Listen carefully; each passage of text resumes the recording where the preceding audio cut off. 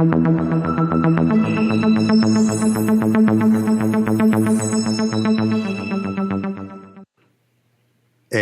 we are live. Welcome to another episode of the New York Information Security Meetup. And I have the great pleasure to introduce Ray Diggs, who is the Executive Director for the ISF Central Region. Ray, thanks very much for joining us. How are you today? I'm well. How are you? And thank you for inviting me to your podcast. Yeah, absolutely. You have a really fascinating background, and both from a career perspective as well as physical perspective. This is the first time I have a chance to interview somebody with a piano in his background, which is a real piano and not a fake one or a virtual one. Right. Maybe tell me a bit about that before we jump into everything else. Sure. I went to a college prep school called DePaul University Academy here in Chicago, famous for their music program. And as the prep school, when I got into DePaul, they asked me if I wanted to take a fellowship to study piano and music at the Vienna Conservatory in Austria. I said, wow, what a great thing. How does that work? 6 months later, Father Pelletieri had me in Vienna and studied under John Badura-Skota, who at the time was one of the premier pianists in the world. And the conservatory is small. It's recently closed, like in the last 20 years. And they were 300 years old, approximately, when they closed. It's what's amazing. So, you're not the first one. You're the first one with the piano in the background, but not the first one who has a academic music background who practice cybersecurity. Now, I don't know if there's a common thread about studying music and being good with numbers and so on, and liking the whole cybersecurity aspect of it. But again, you're not the first one. How did you get into the cybersecurity space? From being essentially a musician, right? And you've Right. You kind of transition, and you still obviously you are like music and play, but it doesn't pay the bill, not necessarily. Right. Well, I was hijacked into technology by a roadie, which is someone that carried around our instruments and amps for a blues band I was in. And he was a master's degree from the University of Georgia in electrical engineering. And he said, Ray, he says, what do you do during the day? I said, well, I sit around and read, I sleep late.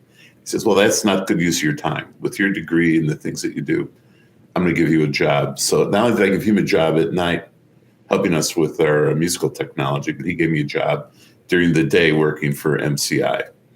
Back in the day, that was in the early 90s.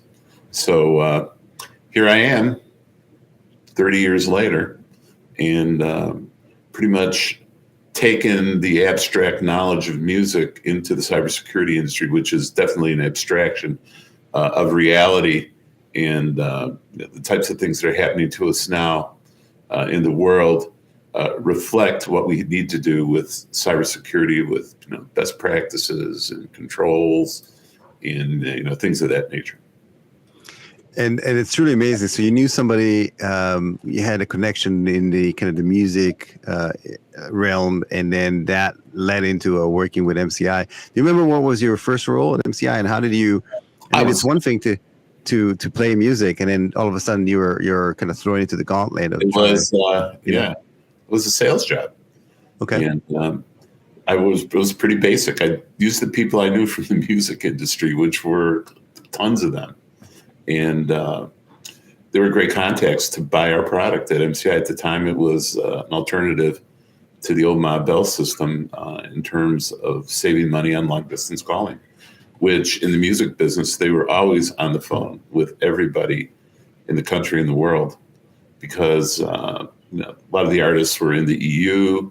While there were a lot of artists here, they were trying to bring people over and get them on the road and get them recorded, et cetera, et cetera. And I made a lot of good friends because of that as well. I got to meet some of the seminal blues artists here in Chicago, Willie Dixon, Buddy Guy, for easy examples of people that wrote very famous pieces of music that are still used today. Led Zeppelin made Willie famous, more famous than he was. Willie toured Europe for a number of years. Luciano Pavarotti lived with him in Lake Como in Italy for a while. So a lot of great stories.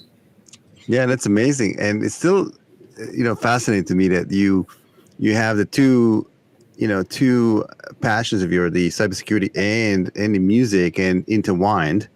And they still are. It seems like you're still kind of using your connections in the music industry, as well as knowing all those people to work in cybersecurity.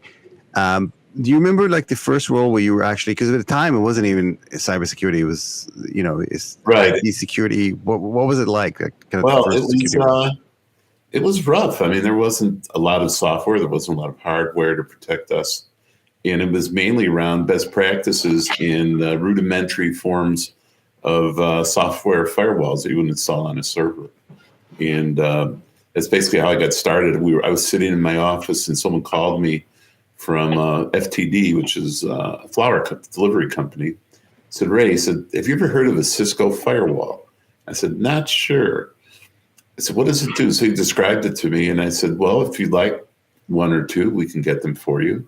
Is that MCI? And he said, sure, let me take delivery. So we sent them to him. He used them for 2 weeks. He said, Ray, he says, I need 800 of these. So I said, well, I better learn what a firewall does and how to deploy them and how to support them. And that was the beginning of my cybersecurity career. That's amazing. Did I hear correctly? 800? That's amazing. 800. He wanted to put them in the company-owned floral delivery outlets, retail outlets around the country. Wow. And at the time, they weren't cheap. They were about $3,000 each. Yeah, that's amazing. And yes. It's like double that in today's dollars. Yep. And so tell me, at the time, it was interesting because people weren't even aware that they needed security. It was everyone was connected or starting to get connected to the internet. And, the whole premise of an open internet, people allowing access to certain areas within the networks wasn't even a thing. And access control wasn't a thing. What in your mind created that need? As you mentioned, you were kind of getting into just the space and also almost out of necessity, somebody was asking for it. In your mind, what changed? What was kind of the tipping point for people to realize they need security? Money was being stolen from the transactions. So they were very interested in locking down, the vehicle that brought the internet in so that it couldn't be breached by unsavory parties. and if you recall, so there was this whole thing about what is the internet? How do we make money? Like a lot of times, there wasn't even a thing. They were doubting the viability of business right. as the internet, right? So you saw the light getting into like Cisco sales or Cisco firewall sales, and what happened after that? After that, then we just started looking at where the major business centers were here in the region. So Chicago, Columbus, Ohio, Detroit, Michigan, Minneapolis. We started contacting people in those arenas to see what was going on. But what was interesting was the consumers of bandwidth would phone us and say, hey, I need a DS3 worth of bandwidth, which at the time was quite a big pipe. And most people were ordering T1s. They were ordering 28 T1s at a crack. So I asked, what kind of business are you in? And they range from just straight out manufacturing and service industry to the XXX guys that were just selling on the internet, and were major consumers of bandwidth. They were driving security in the internet because they had money at risk, and they didn't want to lose it. So that being said, right around the early mid-2000s, Vint Cerf, the inventor of TCP-IP and father of the internet, became the chief technology officer of MCI.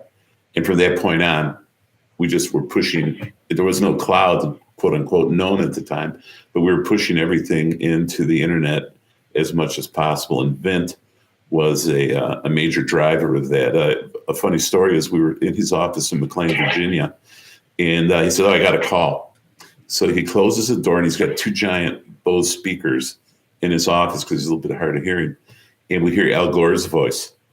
He says, "Hey, Vint," he says, "guess what? They still think I'm the father of the internet." So that was very revealing.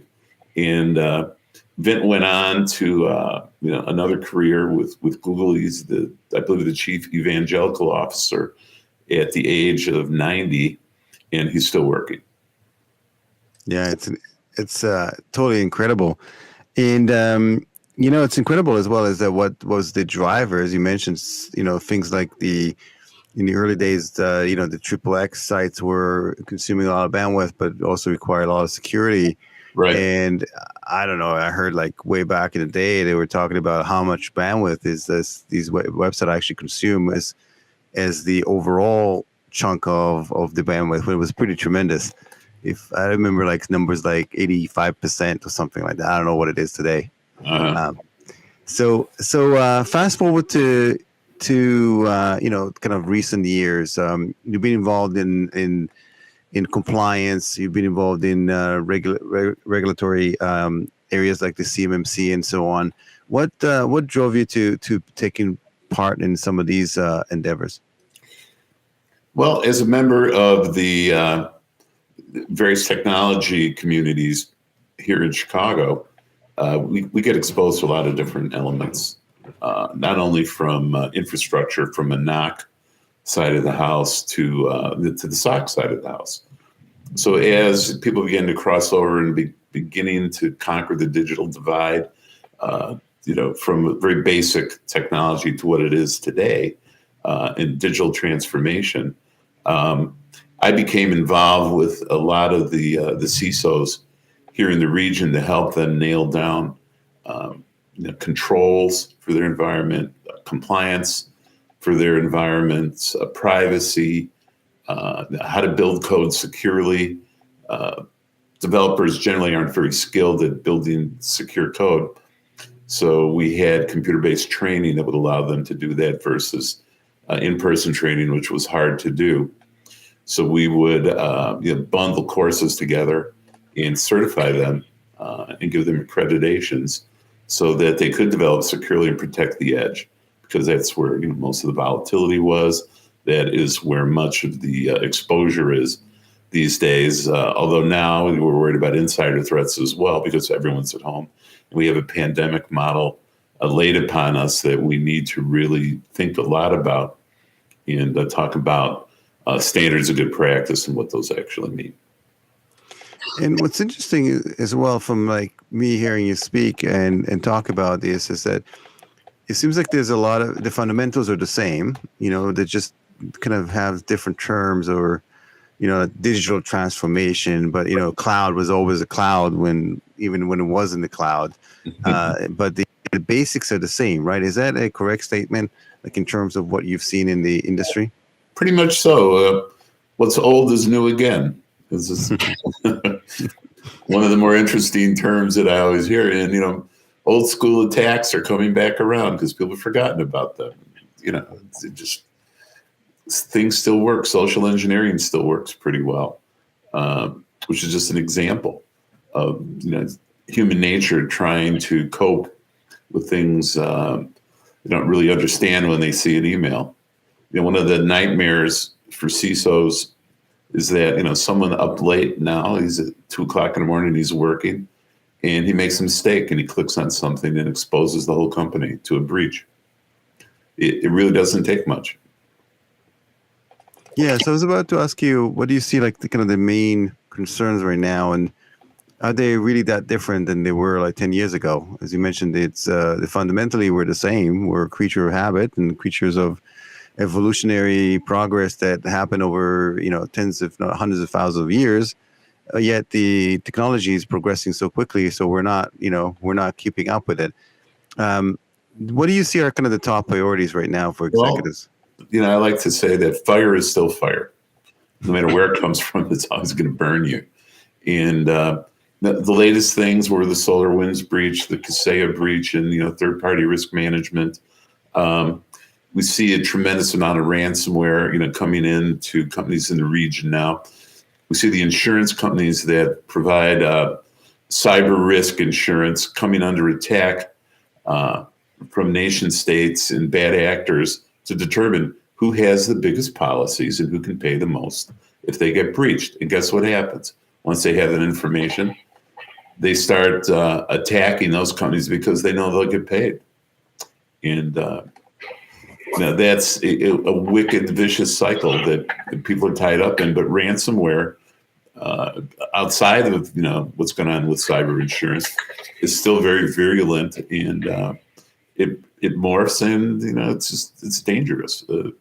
Companies get to become the dinosaurs, right? It's a death stroke to the company. Everything's shut down. Everything, the phones, email, blog posts, everything is gone. So how do you face those things if you haven't planned for it at some point?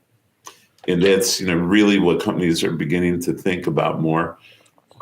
Is just going back to basic paper and pencil if the inevitable happens to occur. And it's incredible that, how long it's been since ransomware came about, and we still don't have the solution for it. What makes it so difficult to prevent and respond to?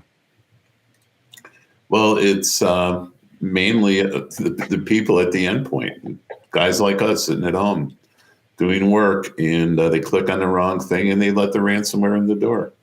They don't realize what it is. So it's down to basic security awareness training. If you see something that looks suspicious, you got to be educated to find out, is this really suspicious? Or just delete it, and hopefully whoever sent it, if it was real information from your company or colleague, they'll come back to you and ask. There's too many channels that can come. It can come in via LinkedIn. It can come in through your personal email. It can come in by someone sitting at the curb that's hacked your router. I mean, it's hard to say. So all you can do is keep your fingers crossed that you've done all the right things. You've got good practices. You've got good controls. You're following guidelines from NIST or ISO, whatever the case might be, COVID, and you're living with those and you're enforcing them. And that's what I do today. Is at the ISF, we are partners with NIST. NIST is a member in our organization. We are partnered with ISO. We know how to deliver information into the enterprise that's highly useful and helps keep you safe. I mean, I can't say that anyone can be completely protected against ransomware, but all we can do is put up our best defenses and use them intelligently. And let's talk a bit about you mentioned the cyber insurance and the consequences of having a policy. We've seen quite a bit of pushback from cyber insurance companies. The fact is that they don't want to pay or there's a lot of litigation around it, and then you have to prove that you've done the minimum viable protection for your organization before paying out the policy. Where is this going? I mean, is this something that companies or insurance companies are going to stop doing, or they're going to enforce a certain number of controls in order for them to insure, just like you would for a vehicle, right? So, companies are not going to insure you if your vehicle does not meet certain standards, or right. If it's So, is that something that you've seen as well? Yes. So we see now the number of insurance companies that have minimum requirements and a case study. Here's what happened to this company because they didn't have these things. Here's what you need to have. And they provide you with a checklist. Then they'll come back and they probably will audit you if you get breached. They say, well, you didn't follow this, so we're not going to pay anymore. So then it becomes a court battle that's generally settled out of court, because if it is done and the decision comes against the insurance company, they don't want that to be public, and because they don't want to set a precedent with the rest of their insureds. So they are, they're an insurance company. They try to be careful. And if you've had a lot of accidents, you won't get insured again. That's just the issues that they face. And in many cases, after a breach, the companies that have been breached don't really improve their perimeters. They don't really improve what's happening within the company because they don't know how. But why is that? Like, I mean, we seem to have enough tools out there. You know, there's what 3,500 vendors. I mean, we came a long way from like only having the kind of the Cisco firewalls. I mean, now there's just so many different solutions out there, and there's a lot of trained professionals, right? There's, you know, why are we still behind the eight ball in terms of being able to protect ourselves? Well, I think it's like driving a car here in Chicago, and all of a sudden you hit an icy patch. Boom, you skid out of control. Come back to the dry patch, you're back on the safe road again. And it's the same thing with a breach. You're driving along, everything's fine. Boom, you spin out of control. You get back on dry pavement again, and you go again. Then you hit another icy patch. Did we really learn what to do with that experience? And that's where, you know, good driving practices come in, and some of the tenets of high performance driving really help you out. But, you know, from a company standpoint, they don't necessarily have the resources internally anymore because they've left, they've retired. The person that bought this tool that's very useful isn't there any longer, and no one knows how to run it. And these are not cheap tools. I mean, if you buy an ARC site for, you know, $2 million, $3 million, and the two people that were running it for you are gone all of a sudden, where do you find that expertise again? And how, when you do find someone, how do they know what was implemented to keep a company safe? So it's really it's a roulette wheel in many cases. It's tough to predict what's going to happen. Did that answer your question? Yeah, absolutely. And I would mention as well is that you know, you're basically recommending everybody to move to Florida where there's no ice patches. You know? And then there's also this whole thing, you touch upon something that's really interesting, is that the lack of expertise to managing these tools, and that therefore one of the fastest growing segment of cybersecurity is the MSSPs, the managed service security providers, as well as the MSPs, because of just what you mentioned, the lack of expertise. The tools are there, but then, you know, the few people that know how to manage it are gone, or, you know, they're gone because they may be able to get a better job somewhere else, right? So that's a fastest growing segment as well. And you've been dealing with that as well, right? Do you find that the areas, there's a growth area there? The MSPs and the MSSPs are generally interested in bringing in as many people, because it's a volume business, into their SOCs, and digitizing the tools and managing them for you. And hopefully the other tools that they bring into play are also up to date. In many cases, we don't see them patched properly to manage what you're trying to do. So you have a bad outcome. And, you know, by taking the controls yourself as much as possible and putting in, you know, a health check or a quality control system that allows you to measure what's going on in the company, you won't see improvement. The CISOs today are charged with a couple of things. They need to report to the board of directors. They need to protect brand. They need to protect intellectual property. They need to talk about you know, breaches. So they'll say, yeah, we had 50 breaches this quarter. 40 of them were false positives. The remaining 5 we're beginning to resolve. And 5 are just unknown unknowns. We're not sure what they are. We're still working on them. And that's, you know, a terrible responsibility to have, because now the CISOs are dependent on their directors, the people underneath them, the admins for information for them to keep their jobs. So it's not easy. It never will be. You know, I've talked to enough CISOs over the years that have real concerns about their the full-time employees and how to hang on to them. And that's where the expertise really lies these days. What about the regulatory environment? Since you were involved in that as well, you know, whether it's CMMC or you mentioned there's a couple of frameworks as well. So there's compliance on one end, and then there's all these frameworks on one end, supposedly to help organizations figure out what to do and how to protect themselves. Do you find that that's also changing, right? So the environment of compliance is changing. Right. There's the mandatory, depending on various states. Where are we going there? Like, what's your take on the environment associated with specifically around regulatory compliance for cybersecurity? Well, we see that in the banking industry, the government has recommended that they follow NIST. So NIST is a complex set of rules and regulations and check boxes that they have to own up to. And that's what they have. Then overarching different financial services organizations, you have the Federal Reserve Bank. They have their own set of rules. You have FINRA for the brokerage community. That's their own set of rules. So you have a lot of pressures coming from the government that you need to maintain. A broker sitting in their office with 6, 7 screens can't have access to social media, a pager, a phone, Facebook, any of those things. They can't be there because could result in insider trading or make it easier to have insider trading. So those have been removed from the environment. So finding the expertise that you need sometimes comes from a third party. Then you bring in third party risk management into the environment.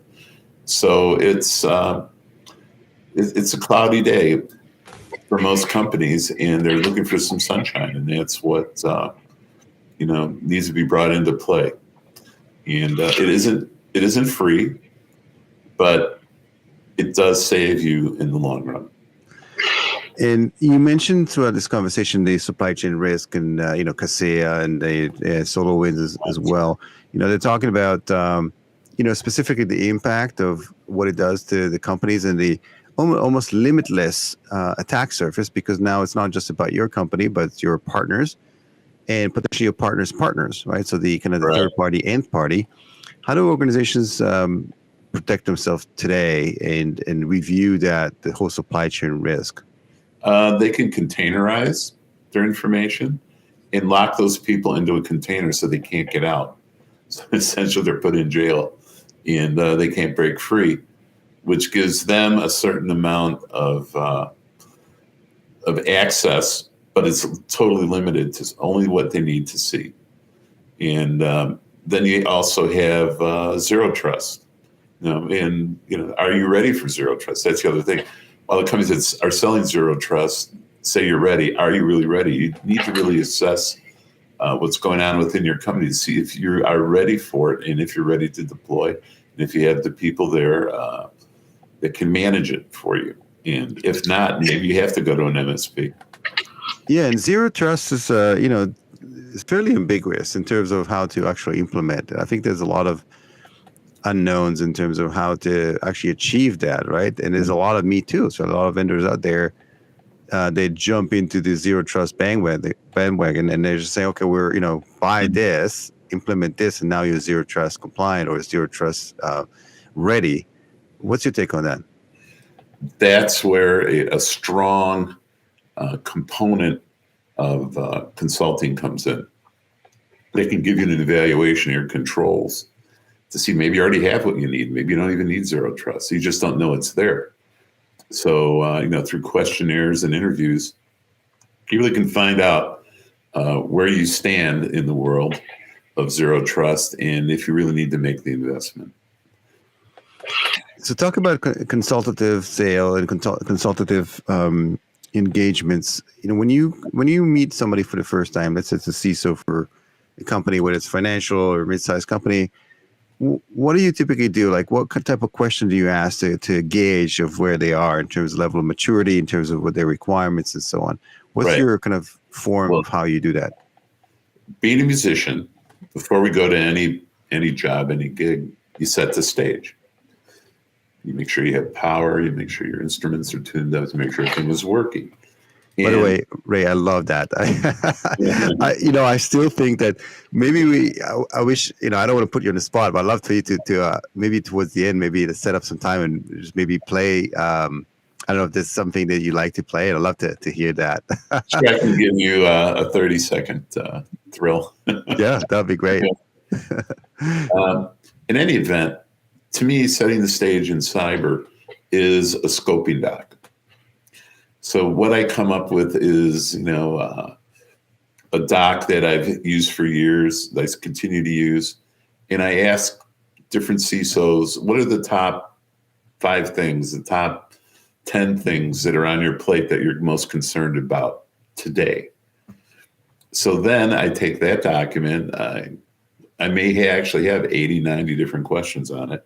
Wow. Boil down the ocean and limit to a top 5 or 6. And I send that ahead of any meeting. And then I kind of know where they are, how their heads are, heads of operations are thinking, if they've had any breaches or they have any breach concerns. And then we can start with that. And those are the foundation for my questions and the questions of one of my subject matter experts that will take them down the path of enlightenment and security. And how do you help them prioritize? I think from, as you mentioned, let's say you uncover a bunch of things that they want to do, and it's all about project, the timelines, the financials associated with like solving this and risk mitigation overall. Where's the best bang for the buck to review, mitigate risk? How do you deal with that? Well, I need to determine who the stakeholders are in the process and find out who's got the most exposure. And point those things out and say, maybe finance has the most exposure. Maybe sales has the most exposure. Maybe it's the warehouse. Maybe it's a production line. Maybe it's the person that's at the front door taking names and numbers. I mean, I don't know who that person is, but we nail that down, and we help them try and understand a process. And that's really the thing, it's a risk assessment that needs to be done. And that's what we do in the industry. Yeah, super interesting. I love the analogy between setting the stage in a music perspective and then dealing with cybersecurity. There's definitely similarities there. What's the easiest way, right, for people to reach out to you, for consulting, for insight to other things you do, for the ISF, for example, which we didn't get a chance to talk about today, but Sure. love to for people to be able to reach out to you. What's the easiest way? Easiest way is to just go to my email, which is ray.diggs@securityforum.org, or ring me up 847-477-7676. And I'd be happy to help. On March 16th here in Chicago, we're running a ransomware playbook roundtable. So I'm inviting CISOs that I know here in the region, in the community, to sit down with the ISF leadership that's coming in from the UK to help them build a playbook against ransomware. So if something bad does happen and they're shut down, it's a extinction level event. They know what to do. They've got a plan. And that's what the CISOs like to have, because then they can put it in the hands of all their directors, everyone in the company, that says, if we get hit, this is what we need to do. Here's a plan to execute against. And that'll be a morning session, and you'll walk away with a playbook and a lot of information that you most likely didn't have previously. Yeah, and it's all about the muscle memory, right? Right. When something happens, is a lot of times is what you remember from doing in the past, and if you don't have that expertise or you haven't had a chance to practice, right, you're basically at a loss. Is that true?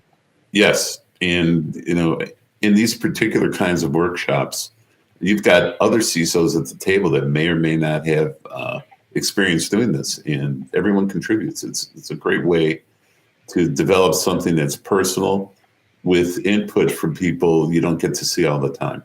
And in the case of what we've been going through in the pandemic, this will be the first time some of these guys have sat down with their peers in a couple of years. Yeah, amazing. And I'm intimately familiar with the ISF, the Internet Security Forum, and I highly recommend for people that are watching this to sign up and reach out to Ray. I'm sure it's going to be a great event. So, Ray, thanks you very much for joining us today. Much appreciated. And there's any places where you go out and play, like in public, or is it strictly? No, not anymore. It's great, highly restricted. But I will play something for you. Yeah, let's do it. Love it. And by the way, for the people watching, Ray did a phenomenal job answering these questions. And all of it was completely unscripted, including this session right here. So love it. So thank you very much, Ray. Much, much appreciated. Let's hear it. What are you going to play us? Let's see.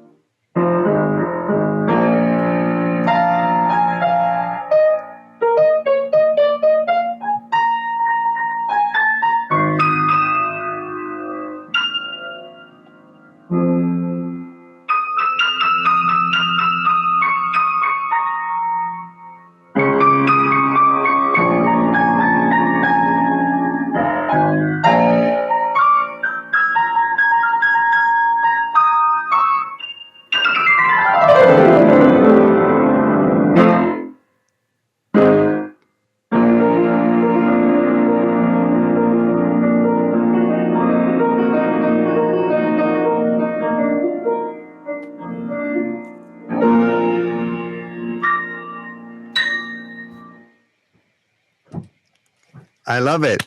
That was great. Ray, that was great. And I think that the microphone that we have right here don't do this justice. It might have been overpowering. No, it was phenomenal. And like I mentioned, I think the microphone quality did not do this justice, but it was phenomenal. What was it? What kind of piece was it? That's just basic blues. Oh, amazing. Ray, thank you very much. And looking forward to, Thank you. listen, things are opening up. Maybe you will get the chance to meet in person. I know you're in Chicago and I'm on the East Coast here in New York, but I'd love to maybe get the Internet Security Forum event in New York as well. I think there's a lot of, a lot of things you can contribute, especially as you mentioned, the whole area of playbook and ransomware is a very hot topic and requires. Yeah, absolutely. I'll send you the invitation, the formal invitation, if you wouldn't mind posting and getting some people to our event here in Chicago. 100%. Thank you very much, Ray. You're and welcome, looking forward David. to. Okay, It was really great. Thanks for Thank you. taking the It time. has been good. Very entertaining. Thank you very much. Take care. Bye-bye.